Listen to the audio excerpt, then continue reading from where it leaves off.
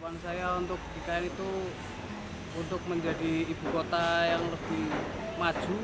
Harapannya supaya ini hasilnya bisa memuaskan, bisa membahagiakan IKN, Pak. Harapan kita ke depannya akan ada toko atau kios agar bisa menjual hasil kebun kita di pasar. Harapan saya dengan adanya ibu kota negara baru, usaha saya bisa berkembang lancar. Mudah-mudahan pemerintah bisa menyupport alat-alat mesin yang kita butuhkan.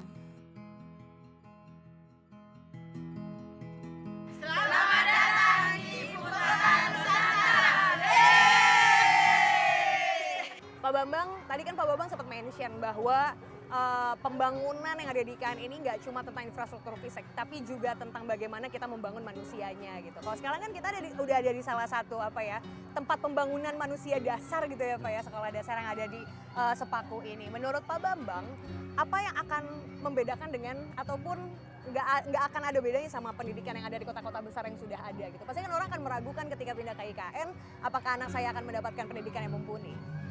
Ya, tantangan bagi kita salah satunya adalah bagaimana secepatnya ya melakukan transformasi untuk kualitas dari pendidikan di sini. Kualitas pendidikan itu tidak hanya fisiknya lagi, ya, gedung sekolahnya segala macam, tapi yang penting adalah ekosistem dan juga para pengajarnya. Nah, ini kami memang sedang melakukan satu program yang komprehensif.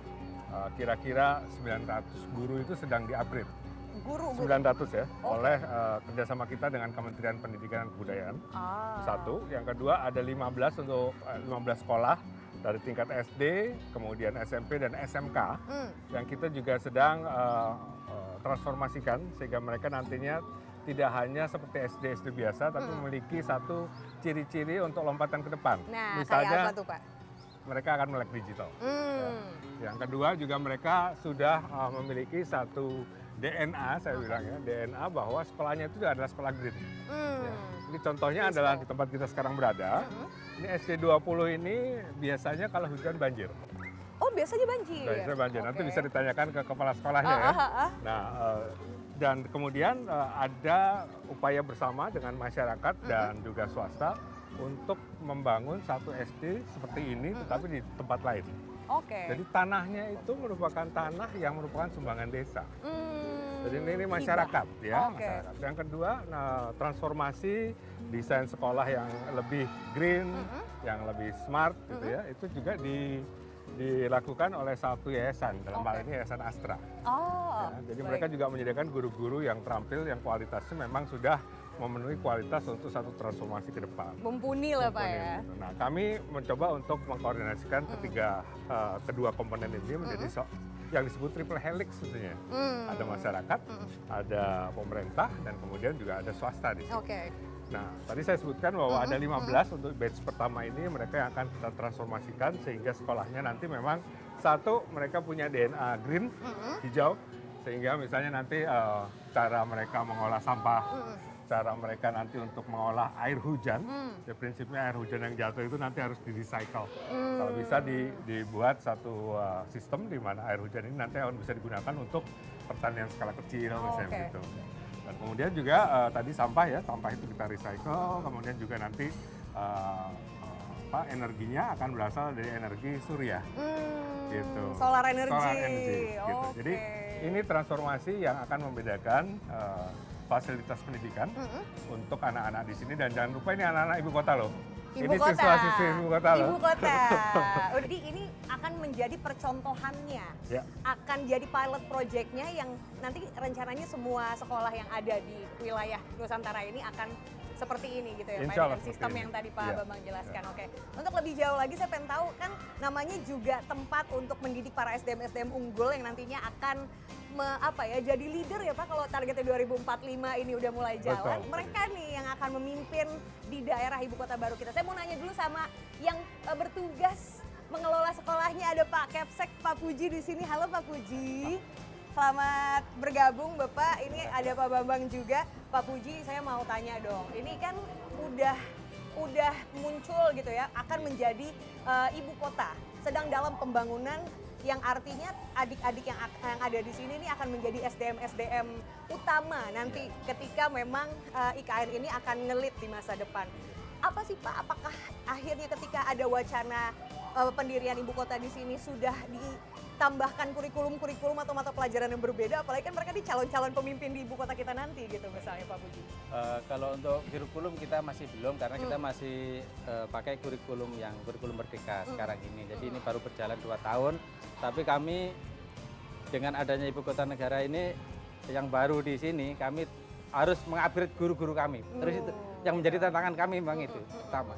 Jadi dari awal dengar itu saya langsung tawarkan ini berat bagi kita, tapi kita harus berjuang untuk itu. Dan nanti mungkin kalau sekolah jadi dibangun, saya sudah tawarkan, jangan-jangan nanti orang-orang sana itu datang ke sini untuk belajar gitu. Jadi itu harus kita siapkan dari sekarang. Jauh-jauh ke sini pengen sekolah. Pasti di karena sini, kita sendiri kan bagus. dulu dari Kalimantan belajarnya ke Jawa. Otomatis kalau di sini jadi ibu kota, ya kami pasti ya mau tidak mau mereka kan pasti juga Datang ke akan ke sini. sini begitu. Datang Itu ke yang sini. harus kami siapkan. Oke, Harus oke. seperti Mbak Hanum, kita bayangkan 10-15 tahun lagi, Nah, itu. anak-anak ini yang nanti akan jadi aktor utama Betul, di betul ibu banget. kota Itu yang kita. kita gitu ya. siapkan di sini. Itu dia, makanya ini jadi tempat yang sangat penting sekali untuk pembentukan awalnya ya Pak Bambang dan juga Pak Sangat Puji. Tempatnya sangat Oke. dekat dengan IKN, otomatis ya mau tidak mau kita harus siap. Mau nggak mau harus siap, Harus betul siap. sekali, harus sekali. Bapak, terima kasih banyak Pak. Semoga tadi saya melihat adik-adik di sini excited juga banget ya dengan apa ya pemajuan yang dilakukan sama pemerintah yang ada di IKN ini. Semoga tetap semangat Pak. Selamat pindahan ya pertengahan tahun nanti ya. Mudah-mudahan bulan 7 bisa sudah selesai. Udah bisa langsung selesai. Siap kalau gitu. Terima kasih Pak Puji. Selamat sama-sama. bertugas kembali Pak. Terima kasih. Oke, Pak Puji saya izin sambil jalan-jalan lagi ya Pak Puji ya. Monggo.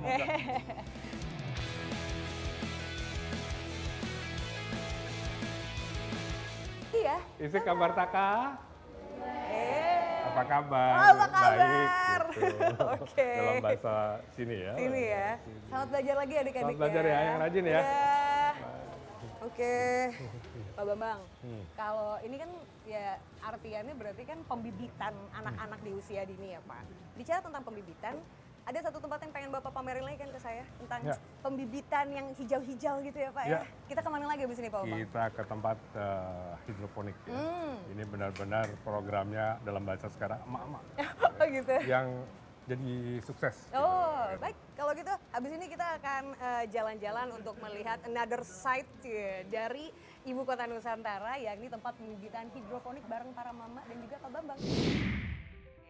Hanum, Iya, kita Pak. udah sampai di tempat hidroponik ini. Pembibitannya.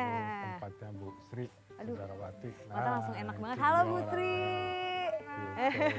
Siang, Pak. Sehat Bu? Sehat, Pak. Permisi ya Bu, kita gangguin. Ya. Ini masih tahapnya baru awal nih sepertinya nih Baru ya. awal, apa baru Bukan, panen? Ini baru panen, Pak. Oh, baru panen. Ya, panen. ini sementara untuk sterilkan, jadi masih baru mau dicuci. Oh gitu. Ya, habis panen dicuci-cuci dulu. Ya. Terus ditanamin yang baru Iya, lagi. ini ditanamin yang baru seperti ini. Oh, ini lagi nanamnya apa nih Bu? Nanam selada. Selada. Iya. Oh, coba kita lihat dari dekat. Oke.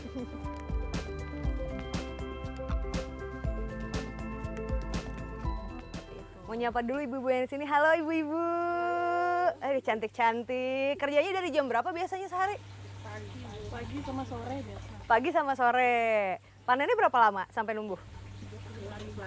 40-50 hari. Oh 40-50 hari lama ya ternyata ya. Oh aku baru ngeh juga. Tapi itu aja udah kewalahan nih Bu ya. Waduh, Oh, iya. permintaannya banyak dari sekitar sini ya Bu? Iya, pasar lokal udah banyak permintaan. Banyak. Kalau Pak Coy yang sebelah situ Pak Coy itu sekitar 30 sampai 35 hari. Oh lebih sebentar. Ya, sebentar. Kalau ini selada agak lama. Oh. 40 sampai 45 hari. Pak Ya. Bambang, Ya. ini kan kalau ngelihat ibu-ibu kelompok yang ada di sini kan kelompok tani yang memang mengerjakan pekerjaannya seperti ini, gak hanya di satu tempat, banyak tersebar di berbagai tempat kan Pak? Paling tidak ada 4 kelompok sekarang ya. 4 yang kelompok ya. mereka yang mensuplai sayur-sayuran hidroponik seperti ini. Ke depan kan harapan kita ini merupakan bagian dari pemberdayaan masyarakat ya.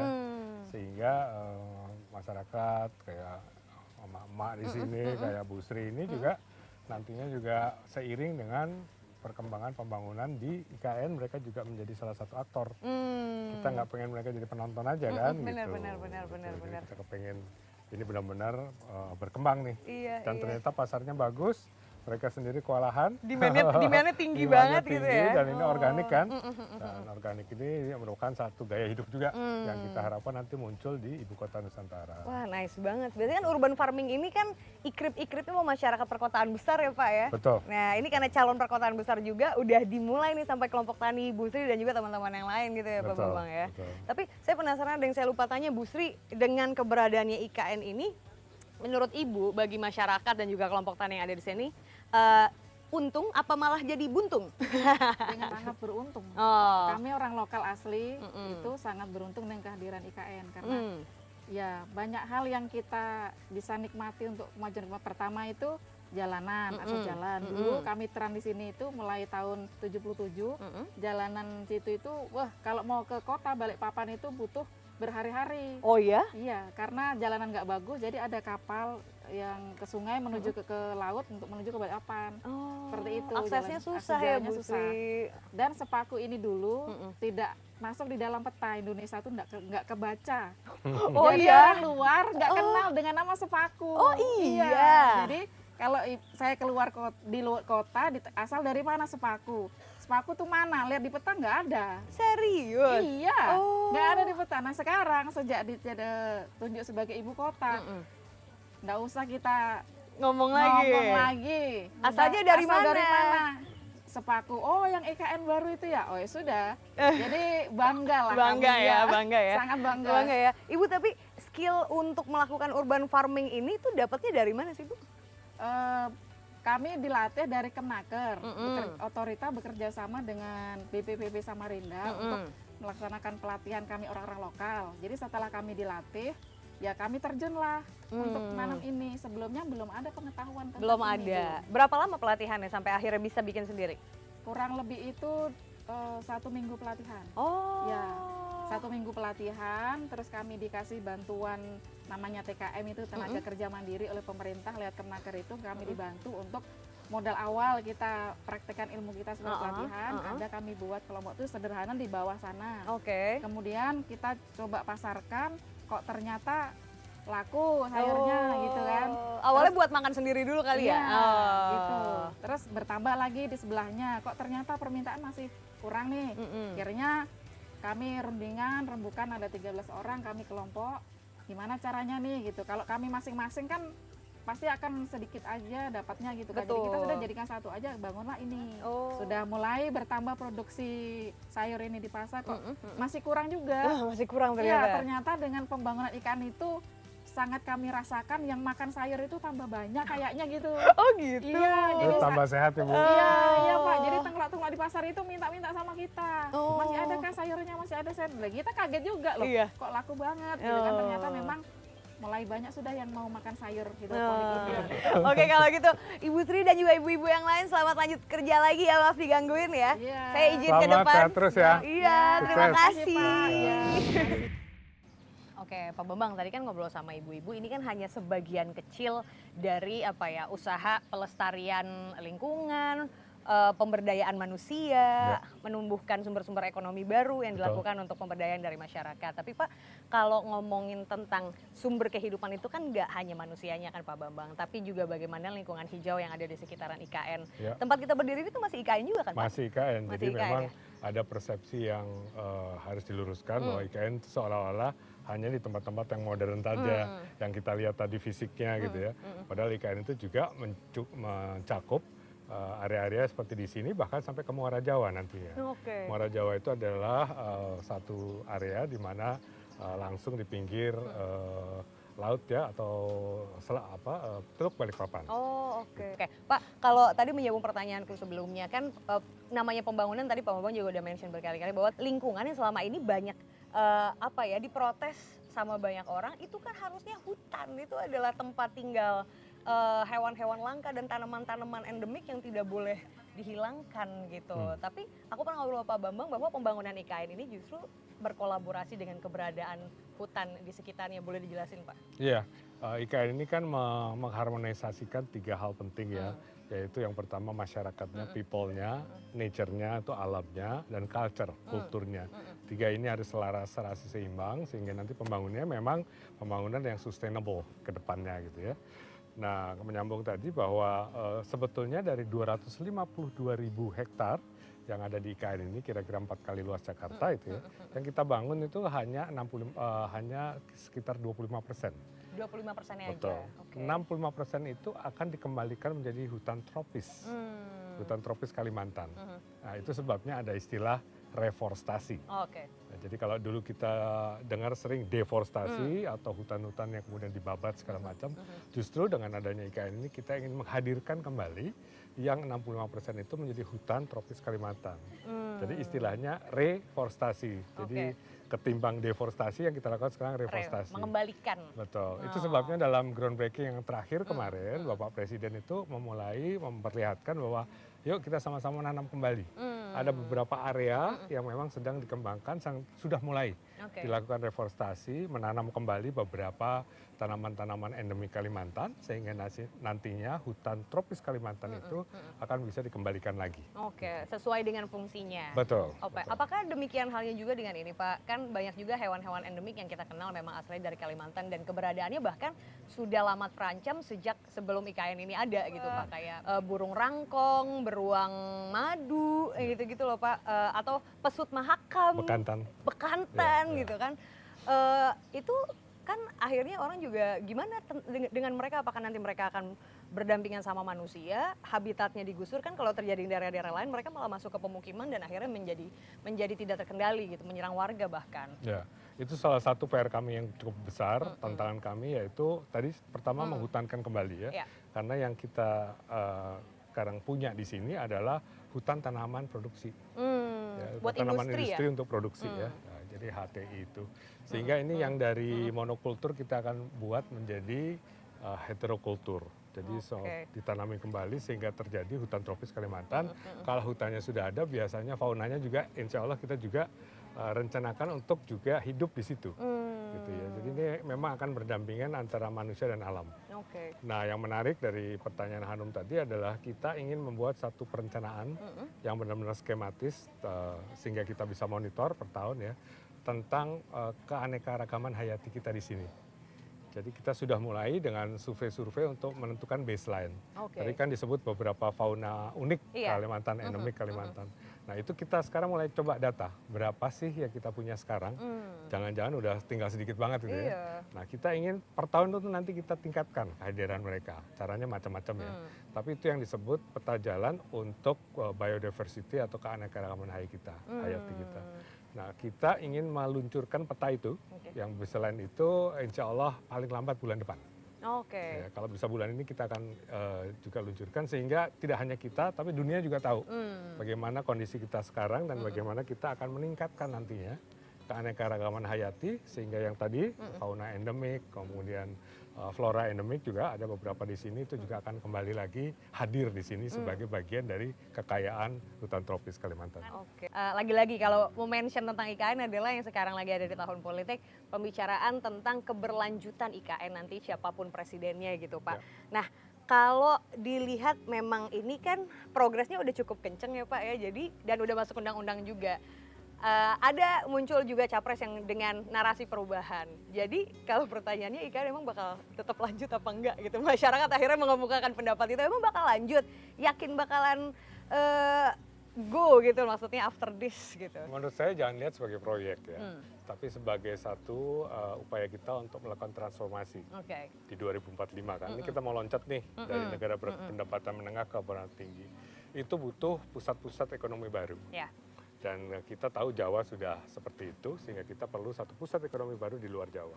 Jadi kalau kita lihat sekarang kondisi sekarang ini semuanya sudah, kalau kita lihat penduduk di sini semuanya sudah semangat banget nih gitu ya, untuk menjadi ibu kota baru, untuk menjadi satu center of economic growth baru, dan untuk menjadi satu dari bagian upaya kita program untuk melakukan transformasi ya ke depannya. Nah, saya kira keberlanjutannya itu insya Allah akan tetap ada gitu ya, dan itu menurut saya harus didukung oleh semua elemen. Harus percaya ya Pak. Nggak bisa hanya kita aja di sini gitu ya. Makanya kita selalu bilang, ayo kita gerakan kampanye bahwa Nusantara itu adalah kita adalah Nusantara. Gitu. Kemarin itu mulai ditanam kembali yang namanya reforestasi itu ternyata tidak hanya oleh mereka-mereka yang biasa bergelut di bidang ini. Tapi? Itu ada crowdfunding juga. Oke. Masyarakat itu dari benihbaik.com, dari kata data, dari beberapa elemen masyarakat itu juga merasa terpanggil untuk mengglorifikasikan lagi hutan tropis Kalimantan.